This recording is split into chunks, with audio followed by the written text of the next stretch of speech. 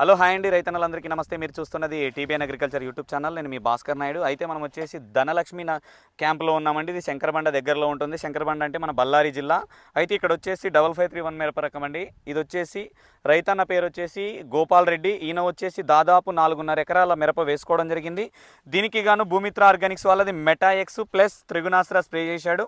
నా దగ్గర త్రిగుణాస్త్ర బుడ్డీలు అయితే ఉన్నాయి, మెటాఎక్స్ లేదు. కానీ మెటాఎక్స్ మీరు ఆల్రెడీ చూసే ఉన్నారు. కావాలంటే ఫోటోలో పిక్స్ కూడా యాడ్ చేస్తానండి, ఇబ్బంది ఏం లేదు. ఈ త్రిగుణాస్త్రకి మెటాఎక్స్కి వచ్చిన ఫలితం ఏంటనే విషయానికి వస్తే ఇది బాగా గమనించండి. పూత కనిపిస్తుంది కదా, అసలు ఎట్లా ఉందంటే పూత కానీ కాప్ సెట్టింగ్ కానీ ఎందుకు ఇంత రావడానికి కారణం కూడా, ఇంత మంచిగా ఒకటేసారి రావడం కారణం అంటే కిందనేం లేదు, కాయలు ఆల్రెడీ 2 కటింగ్లు అయిపోయినాయి. ఒకసారి పచ్చి కోత తెంపారంట, పచ్చికాయలు తెంపిన తర్వాత పండుకాయలు కూడా కోత చేయడం అయితే జరిగింది. ఆ 2 కటింగుల తర్వాత రైతుకు వచ్చిన బెనిఫిట్ ఏంటంటే మంచి స్టెప్ రావడం, అంటే కిందన గ్రోత్ ఆగిపోయి మొద్దుబారిపోయిన తోటని గ్రోత్ తీసుకురావడం జరిగింది. మెటాఎక్స్ కొట్టుకున్న తర్వాత మంచి గ్రోత్ రావడం, నల్లి దోమ క్లియర్ అవుతూ మంచి గ్రోత్ వచ్చేసింది.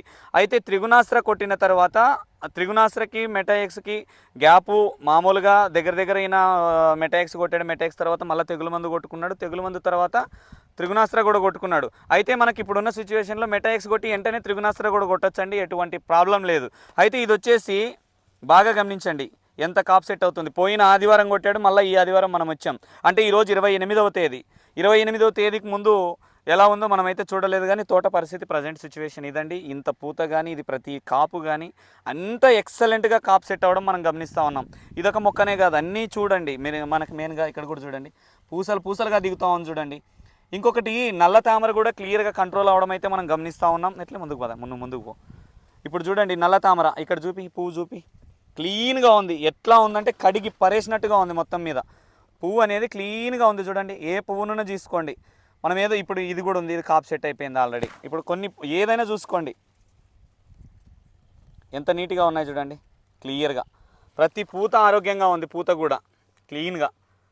మనకి ఇదొక మొక్కనే కాదండి, ప్రతి మొక్క ఇలానే ఉంది. ప్రతి రైతన్న కూడా చాలా ధైర్యంగా స్ప్రే చేసుకోవచ్చు.